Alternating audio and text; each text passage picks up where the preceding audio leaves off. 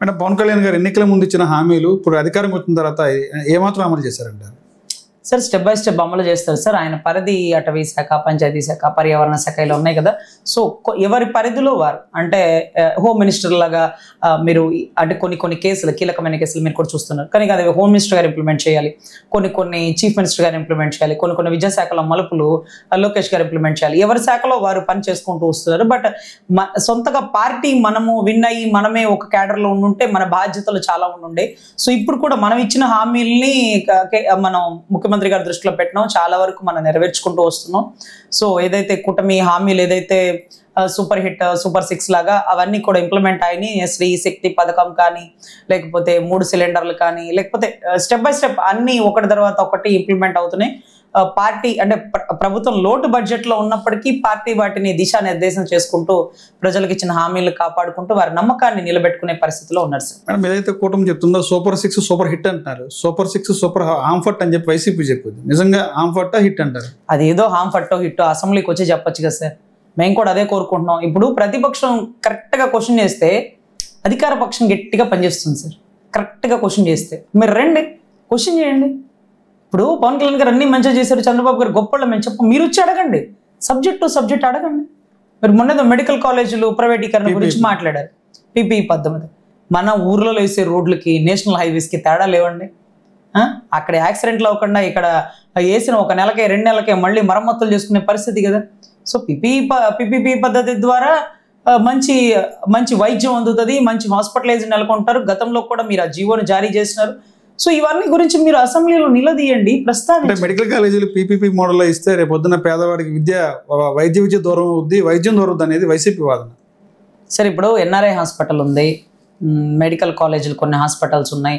ఇవన్నీ కూడా ఒక గొప్ప అడ్మినిస్ట్రేటివ్ గొప్ప అంటే ఫర్ సపోజ్ ఇప్పుడు ఎయిమ్స్ హాస్పిటల్ ఉందండి, వాటికి నీళ్లు కూడా ఇవ్వాలి ఆయన గత ప్రభుత్వంలో.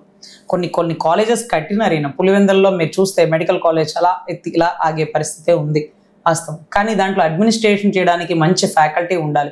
పులివెందులకు వచ్చి ఎంతమంది ఫ్యాకల్టీ వస్తారు, ఇవన్నీ కూడా చూసుకోవాలి సార్. PPE పద్ధతి ద్వారా ప్రజలకి మెడికల్ కాలేజీలు అందుబాటులోకి వచ్చేస్తాయి. ఒక గొప్ప మెడికల్ కాలేజీలు వస్తాయి. మెడికల్ సీట్లు అంటారా, అది కూడా ఒక పద్ధతి ప్రకారమే అంటే గతంలో మీరు ఏదైతే ఎక్స్పెక్ట్ చేసినారో ఇలా ఇవ్వాలి, ఇలా ఇస్తేనే మేము ఒప్పుకుంటామని మీరు నిలదీయండి, అలాగే ఇప్పించండి.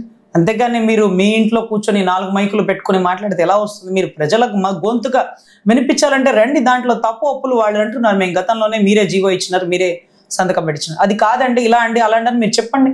పాపం గెలిచిన 11 మంది కూడా అసెంబ్లీలోకి రావాలని ఉర్రూతలు ఊతారు కదా, వాళ్ళని కూడా పిలవండి, వాళ్ళు కూడా వస్తారు, మాట్లాడతారు.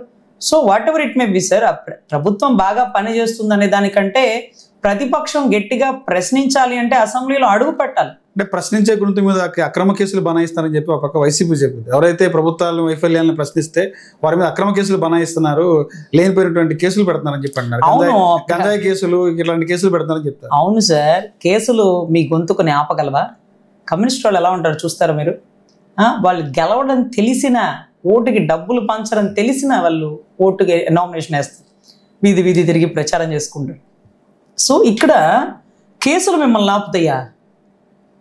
కేసులు మీకు నిజంగా ప్రజల వైపు మీ గొంతుకు వినిపించాలంటే పెట్టనండి కేసులు. మీరు ధైర్యంగా ముందుకు వచ్చి అసెంబ్లీకి వచ్చి అడగండి, మీరు మా మనిషే కదా. కొన్ని మేము అడగలేని మీరు అడుగుతున్నారు కదా, అడగండి, నిలదీయండి. చక్కగా ఘాట్ రోడ్లో బండిని తీసుకెళ్ళండి. డొంక రోడ్లో పోతుంటే దాని వెనకాల మేము పోతుంటే మేము కూడా పడిపోతామని మీరు ఆలోచిస్తే ఎట్లా? దాన్ని తీసుకొచ్చి ఈడ్చుకొచ్చి ఘాట్ రోడ్లో పెట్టండి, మీరు దాని వెనకాల నుంచోండి. అంతేకాని కేసులు ఉన్నాయి, వేసులు పెడుతున్నారు, అందుకే నేను వెనక్కి వెళ్ళిపోతున్నానంటే అది తప్పించుకునే ధోరణే కానీ ప్రశ్నించే వైఖరి కాదండి. అసెంబ్లీ ఉంది, చక్కగా మాట్లాడుకోవచ్చు, మీ టైం మీకు ఇస్తారు. మీరు మాట్లాడుతుంటే ఎవరు మైక్ ఆపరు, ఒకవేళ మైక్ ఆపినా ప్రజలు గమనిస్తుంటారు. అరే మా గొంతుకే కదా, ప్రజల గొంతుకే కదా ప్రతిపక్షం అంటే. సో ఇవన్నీ కూడా అక్కడే చేయాల్సింది ఇక్కడ చేస్తూ అనవసరంగా లేనిపోని తావులు ఇస్తున్నారండి. ఆయన ఓటింగ్ ఆయనకు ఉంది, మీకు తెలుసు 40% ఆయన ఓటింగ్ ఉంది. సో అదే ధోరణితో ధైర్యంగా ముందుకొచ్చి మీరు ప్రజల గొంతుగా కొన్ని ఉన్న ప్రశ్నలు సంధించాలంటే సంధించండి, దానికి ఆన్సర్లు చెప్తారు.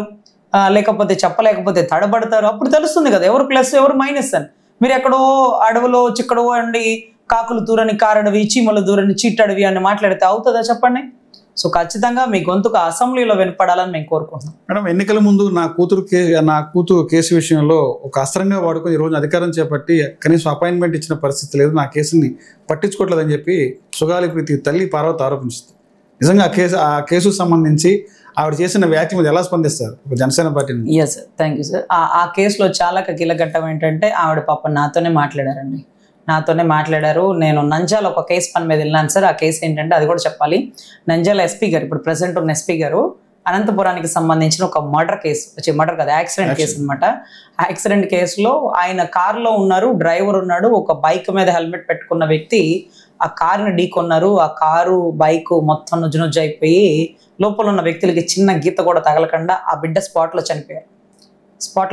పాపం ఒక 24 ఏళ్ళు 25 ఏళ్ళు కుర్రోడు, చక్కటి వాడు, బాగా చదువుకున్నవాడు, వాళ్ళ తమ్ముడిని చదివించాలని బాధ్యతలను ఎత్తనేసుకున్న వ్యక్తి, కళ్ళ ముందు హెల్మెట్ పెట్టుకున్న వ్యక్తి చనిపోయారు. మీరు జీబులో ఉన్నారు, మీరు అప్పుడు IPS ట్రైనీగా ఉన్నారు, మీ రెస్పాన్స్ ఏంటి? నాకేం పని, నేనేమన్నా గుద్దానా, నేనేమన్నా యాక్సిడెంట్ చేశానా అని మాట్లాడితే మాకు అర్థం కాలేదు. ఎందుకంటే తప్పని కాదు, కనీసం కొద్ది గొప్ప ఆర్థిక సహాయం చేద్దాం, రెస్పాన్సిబిలిటీ, అది మినిమం బాధ్యత కదా. ఇప్పుడు ఎక్కడో మీరు చూస్తే కొండ మీద ఎవరో చనిపోతే పవన్ కళ్యాణ్ గారు వెళ్ళి మోకరిల్లు ఇచ్చి వాళ్ళకి క్షమాపణ చెప్పినారు. ఏది మన వైకుంఠ ఏకాదశి రోజు చనిపోతే ఆయనకేం బాధ్యత? ఆయన స్పాట్లోనూ లేరు, దాంట్లో ఆయన అధికారి కాదు, ఒక డిప్యూటీ సీఎం, ఆయనకేం పని? కానీ రెస్పాన్సిబిలిటీ. అలాగా నంజాల ఎస్పీ గారిని నేను అడగడానికి వెళ్ళాను, ఆయనతో ఫోన్లో మాట్లాడాను. నేను అక్కడికి వస్తున్నానని తెలుసుకుని కర్నూలు నుంచి ఆవిడ వచ్చి మేడం మిమ్మల్ని కలవాలనుకుంటున్నాము, తెలంగాణ దిశ కేసులో మీ నిజాయితీ, మీ ఫైట్నెస్ చూసినాం, మీరు దయచేసి మా కేసు ఒప్పుకోవాలని. అదేంటి, అది అన్న చేతిలో ఉంది కదా కేసు, ఆయన చూస్తున్నారు కదా, పర్యవేక్షిస్తున్నారు కదా, ఇంకా మళ్ళీ నేను ఎలా తీసుకుంటాను, ఏదైనా అవసరమైతే నేను హెల్ప్ చేస్తానండి, ఇబ్బంది లేదని చెప్పినా. తర్వాత ఆవిడ పలుమార్లు హైకోర్టుకు వచ్చినప్పుడు పవన్ కళ్యాణ్ గారిని కలవడానికి ప్రయత్నించింది. అప్పుడు మా ఎమ్మెల్సీ హరిప్రసాద్ గారు ఆయన అపాయింట్మెంట్ కుదరదమ్మా, ఇబ్బంది అవుతుంది, లేకపోతే ఆయన అందుబాటులో లేరనో ఇంకోటనో చెప్తున్నారు. కానీ దీనికి ముందు జరిగింది ఏంటంటే పాపం హోమ్ మినిస్టర్ గారిని పిలిపించి, సిఐడి చీఫ్ రవిశంకర్ అయ్యర్ గారిని పిలిపించి కేసును దర్యాప్తు చేయండి, ఇది చాలా చాకచక్యంగా చేయాలి, ఆడబిడ్డకి అన్యాయం జరిగింది, మేము గతంలో ఇచ్చినటువంటి మాట దయచేసి అంటూ హోమ్ మినిస్టర్ గారిని ఆయన అడగడం జరిగింది. హోమ్ మినిస్టర్ గారు కేసు పర్సూ చేస్తున్నారు, సిఐడి రవిశంకర్ గారి దగ్గర ఉంది. సో కేసు వాళ్ళు చూస్తున్నారు. ఈయనకి ఇంకా అంతకుమించి ఏం చేయగలడు అనేటటువంటి పరిస్థితి. నేను ఇంకేం చేయాలి అంటే, ఏం చేయాలో చెప్తే చేస్తాను అంటే కేసుని సిబిఐకి అప్పచెప్పాలి. గతంలో సిబిఐకి అప్పచెప్పినారే జగన్ గారి టైంలో, మళ్ళీ ఎందుకు వెనుతిరిగి వచ్చింది? సో ఇప్పుడు స్ట్రిక్ట్గా అప్పచెప్పాలి, దాని ప్రొసీజర్ ఏదో ఉంటుంది కదా, అది హోమ్ మినిస్టర్ డైరెక్షన్ ఇస్తుంది కదా, హోమ్ మినిస్టర్తో మాట్లాడుతున్నారు కదా అన్న ఉద్దేశంతో ఆయన ఇంకా బహుశా మాట్లాడలేదు. అంటే అధికారం వచ్చిన తర్వాత మొట్టమొదటి సంతకం ఈ కేసు మీద చూస్తాను పవన్ కళ్యాణ్ గారు కనీసం స్పందించలేదు అనేది అలా తల్లి చెప్పింది పార్వతి గారు. సార్ ఫస్టే స్పందించినారు, కాకపోతే ఆవిడకి రిజల్ట్, ఆమె అనుకున్న రిజల్ట్ రాలేదు సార్. స్పందించలేదని ఆమె చెప్పరు. పవన్ కళ్యాణ్ గారిని దుర్భాషలాడడానికి వైసీపీ వాళ్ళు 10 కోట్లు ఇచ్చినా ఆవిడ చెయ్యరు సార్. ఎందుకంటే ఆవిడతో నేను మాట్లాడినప్పుడు ఆవిడ నాకు చెప్పిన మాట, నన్ను చాలా మంది అమ్ముడుపోయావేమో పవన్ కళ్యాణ్ గారికి, ఆయన డబ్బులు ఇచ్చి కేసు నోరు నొక్కేశారేమో అంటున్నారు, ఆయన అలాంటి వ్యక్తి కాదు, అనవసరంగా నాకు నిందలు పడుతున్నాయి, ఆయనకి మాటలు పడుతున్నాయి, ఆయన ఎప్పుడు న్యాయ పోరాటంలో నా వెనకాలే ఉంటానన్నారు.